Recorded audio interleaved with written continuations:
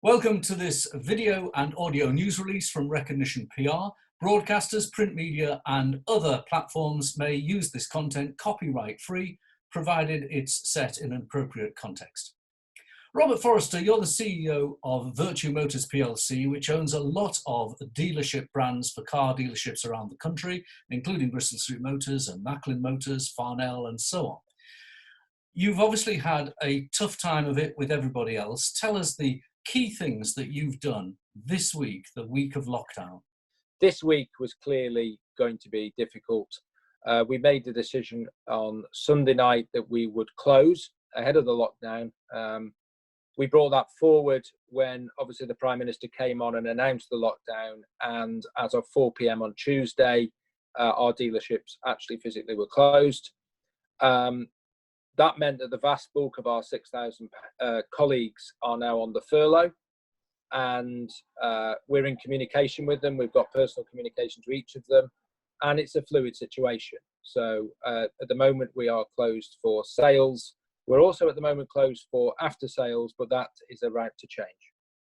Let's talk about the furlough, because you've done something which I think some of the leaders of the business community in Britain are doing. You've encouraged furlough's workers to volunteer. What have you been saying to your workers? Well, I think there's a number of things. They're still employees of Vertu Motors PLC, and we've got to make sure we communicate with them. So every 48 hours, I do an update to all the colleagues, whether they're on furlough or not, on what's happening in the company, what our strategy is, what the key issues are.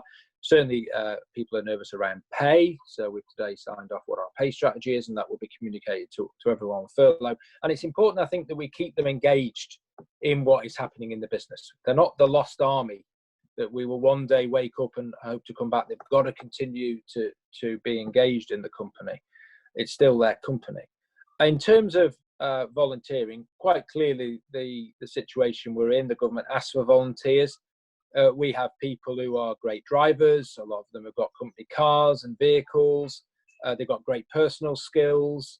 And frankly, they don't want to be sat at home with nothing to do.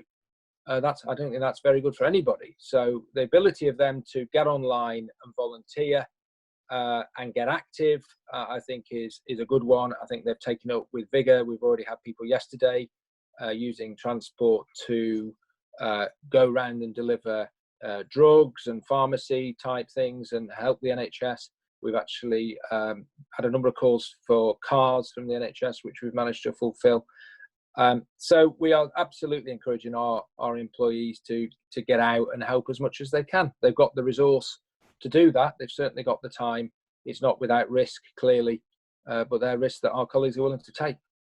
Well, you talked about a lost army. Actually, it's 5 times, you look at the number of volunteers, it's 5 times bigger than the real army. At time of recording, yes, on the 26th of March, there's 500,000 people have volunteered. And if you've contributed a small proportion of that, and not insignificant number either, with 5 to 6,000 staff, that certainly is worthwhile use of those people's time. Robert, we're leaving it there. Thank you for joining us.